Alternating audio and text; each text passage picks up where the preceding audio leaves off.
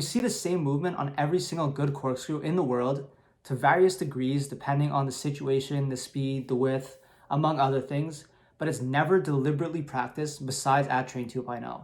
And now, of course, you can practice it as well.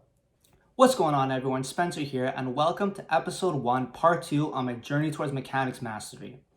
In this episode, we will be looking at the most fundamental skating mechanic, the corkscrew, and the reverse 10 and 2, which if you're not familiar with by name, you'll most definitely be once you see it.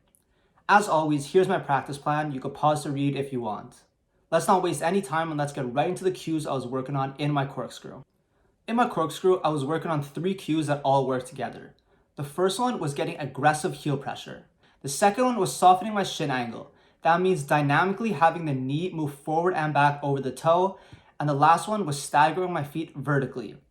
We'll be looking at an Austin Matthews example later on to really understand what that means. Let's take a look at the first cue here, which is getting heel pressure. When looking at heel pressure, I'm looking for 2 things. I'm looking for aggressive cuts in the ice with the heel, or for lack of a better word, C-cuts, in a staggered pattern.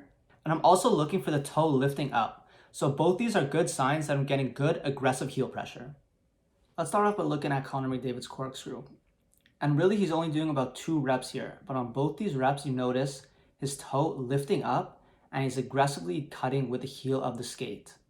Now let's see how that compares with my corkscrew. I really should have got a side view, but now we know for next time. But still in the video, you could see those nice deep cuts in the staggered pattern, and we could see my foot moving in that C-like pattern as well. And if we fast forward and zoom into the front a bit, we could also kind of see the toe coming up. So my heel pressure in this case is pretty good.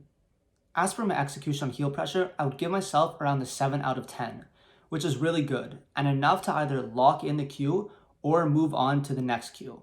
I wouldn't go much higher than 7 out of 10 just because of consistency reasons. I'm still finding on some reps I'm getting too far to the toe and losing heel pressure completely. So the second cue I was working on was softening my shin angle.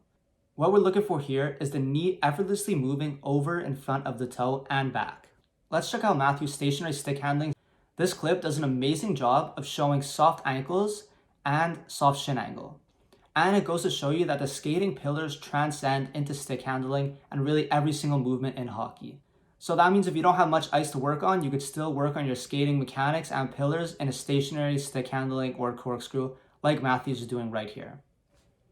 I want to particularly focus on these couple reps here. Notice how his knee goes from behind his toe and effortlessly travels forward as his foot is moving back. And we see the same thing on the next rep here as well. So that's what we mean when we say softening the shin angle. It means the knee is traveling forward and back effortlessly. Don't worry, we'll be coming back to this clip when we're talking about staggering the feet in the corkscrew and when we're putting all 3 cues together. In my case, again, it's hard to see from this angle, but what we can see is a gap developing between the back of my leg and the tendon guard, and we could sort of see the knee coming forward and back over the toe. And of course, you have to always look at both sides, and again, you see the same thing on the other side as well. Overall, although it was hard to see in this video, I was feeling while performing the movement that my knee was coming forward and back and that my shin angle was pretty soft. So I'd give myself an execution rating of 7 out of 10. Again, the reason I wouldn't go any higher was that consistency problem that I was talking about in the heel pressure cue. Just for future consideration, although we were looking at the film to analyze my execution on these cues, the execution rating is largely based on what I'm feeling during the movement. The video analysis just helps fill in the gaps of what you missed while practicing the mechanics. Let's move on to talking about staggering the feet in the corkscrew. And this, I guess, is a point that most people don't talk about, but is prevalent in every single good corkscrew in the entire world. When we're on our inside edges, we want to be wide horizontally, but also have our feet staggered vertically. That is when we're trying to move with both feet on the ice. And how you get moving is by swapping your feet. So the foot that's in front would go in back and the foot that's in back would go in front. Again, let's go back to Matthews here. Now we are looking for those feet staggering and moving back and forth. Let's look at the most obvious rep here, and once you see it, you'll be able to see it anywhere. So the most obvious example is when he puts the puck between his legs. His right foot moves up as his left foot moves back and they stagger. Also notice as the left foot moves forward, his weight goes aggressively to his heel, that is his toe is up, and as the right foot moves back, his knee goes over his toe. That's what I mean when I say all three cues work together. So now that you've seen it, you won't be able to miss it on any of these next reps. Watch the constant staggering and swapping of the feet. Let's get back to my execution of the cue. So again, a side view would have been better, but you could see on these first couple reps, the feet being slightly staggered. You could see one foot is slightly in front of the other. So again, I do a pretty decent job with this cue. That being said, I'd have to give my execution on this cue about a 5 out of 10.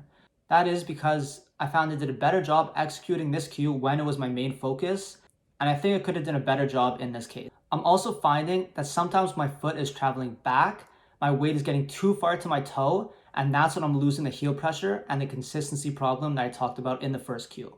So here's the progression drill to work on all these cues and the drill that I did as a warm-up. It's called the stationary rocking horse, created by Jason Yee at Train 2.0, and all it is moving your feet back and forth, getting heel pressure and lifting the toe up when the foot moves forward, and getting the knee over the toe when the foot moves back. And once you add being on your inside edges, you get what we saw with Matthews, and you get what we see with McDavid right here. Notice his feet staggering and swapping as he effortlessly moves down the ice, and we see the same movement on every single good corkscrew in the world to various degrees depending on the situation, the speed, the width, among other things, but it's never deliberately practiced besides at Train 2.0. And now, of course, you can practice it as well. Looking at my corkscrew overall, it's looking quite tight. It's not looking flowy and relaxed how I would like it. You could see my arms are locked in one place, and on certain reps, I'm locking on my hips as well. That being said, I am getting some hip twists, but not as much as I want, and I'm not really getting any hip tilting. So of course, there's a lot to work on in my corkscrew, and we have that consistency problem. So although I am getting the cues and I had good ratings on my execution, they're probably only presenting themselves in around 75% of the reps with my focus on it. So we can infer in a game, those cues will probably show up only around 25% if I'm lucky. Overall, I'm not in love with how my corkscrew looks or feels, but I'm not too concerned with it. My motto going forward in this series is to not focus on the end product, but only focus on the next cue. The last thing is my progress rating on the corkscrew, which is a good 3 out of 10. And similar to my previous points, I'm looking for 1% improvements, so any positive rating is good. Even negative is not bad because sometimes you need that regression in order to progress. And as long as you're putting in the work in, you're moving forward even if you think on some days you might have got worse. Let's move on to the reverse 10 and 2. We all know the 10 and 2 is when you point your feet away from each other, while the reverse 10 and 2 is just the opposite. You point your feet towards each other. Oftentimes you only point one foot in, like we see with Makar in this case. And it's kind of similar to a snowplow on one foot, but it doesn't matter what you call it as long as you understand the movement and how to execute it. I was doing it in a linear zigzag pattern, but you could also do it on a blue line like Makar, which again is the end result you want to be able to do. I was just feeling out the movement, so I didn't have a particular cue that I was focusing on.